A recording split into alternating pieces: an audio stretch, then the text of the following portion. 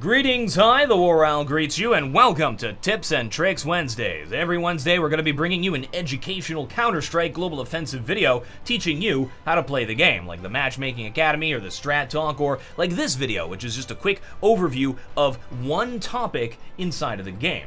So, Valve's Christmas present to us this year is more than just sweater-wearing chickens and some really nice changes to DE Nuke. They've completely reworked how sound effects work inside of the game.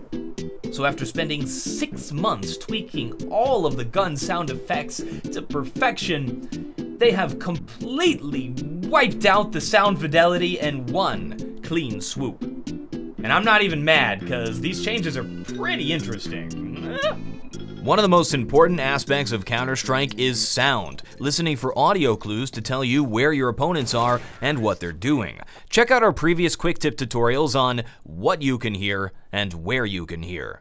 The new feature is called HRTF, or Head-Related Transfer Function. You've probably already experienced it since it's turned on by default. Don't worry if you hate it, you can simply turn it off in your audio options menu. Just set it to headphones instead of headphones HRTF. But using HRTF has the potential to give you a competitive advantage. So what is HRTF? Humans in the wild have 2 ear holes. This allows us to determine exactly where sound comes from.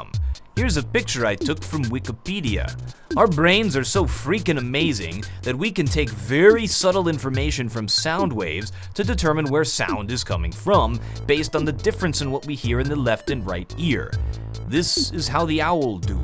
The brain knows. Stereo headphones have 2 sound holes, just like our head. So the idea of using a head-related transfer function is to mimic the sounds you would hear in the wild. It's not a perfect simulation in Counter-Strike, but it does give you a good sense of where the sound source is, both horizontally and vertically, and it's far more pronounced than the standard headphone settings. In Counter-Strike, we can whip our heads around really fast, which is part of the game. If we tried the same movement as a human in the real world, our necks would snap and we would die. I think this is the reason our brains sometimes get all wonky with the new feature when we do fast movements. When you move your head while a sound effect is playing, it actually modifies that sound effect in real time as you turn. It's always done this, and it gives you some sense of where the sound is. The problem, there's clearly a delay in the time it takes for the sound to change. Don't believe me? Use the new setting and drop a decoy grenade down. When it goes pop,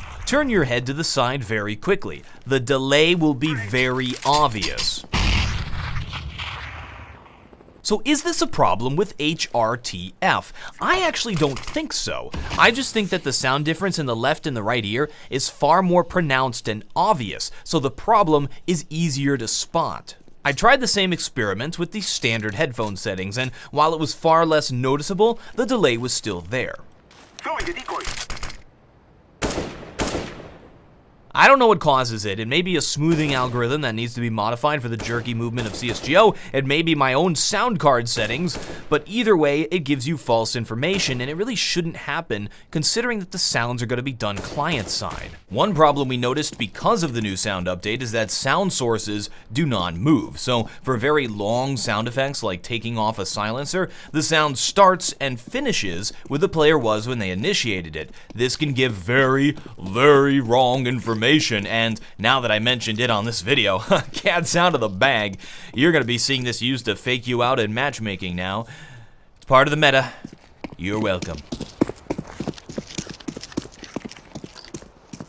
One thing I noticed with me personally is that I always hear sound to the right of where they actually are. This is possibly due to the sound being louder when looking at a slight angle due to the new algorithm.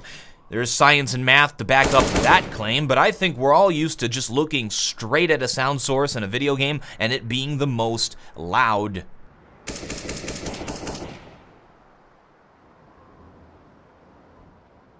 I think the addition of HRTF is really impressive on a technical level, and I have no doubt Valve will continue to improve it, if the super smart people can give reproducible evidence that something needs to be modified, which I've seen on the subreddit. Valve, your army of nerds are hard at work and at your beck and call. Just ignore the rude comments and Volvo please fix. We don't know how to talk to people. Now, it may just be the 4,500 hours I've put into this game, but the previous headphone settings feels far more comfortable to me, even though I get the impression from HRTF that I'm getting more useful information. When the player strafes back and forth, he only makes a footstep every once in a while, which doesn't give a perfectly clear picture of where the player is.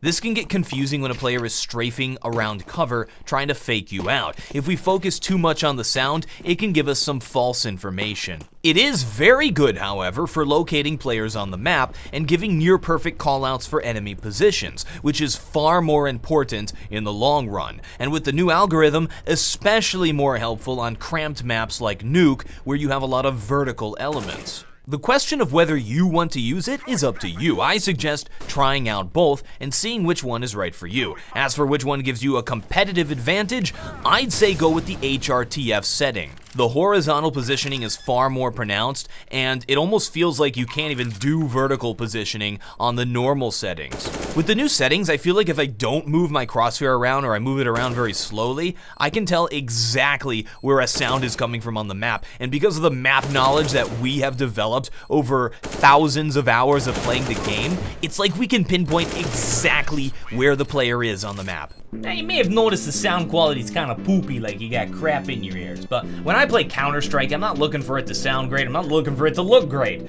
I am looking for it to be functional, and I'm looking for it to give me a competitive advantage. Thank you folks very much for watching. Join us next week. Got to say a thing at the end, and I still have no closer.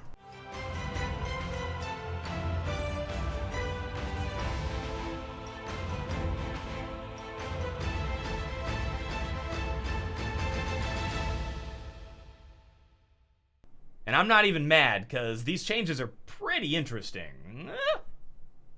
I made it through the whole thing, and then I go, ah, at the end. Dude, oh my gosh, I've done this take like 10, I'm keeping it in. I'm keeping it in.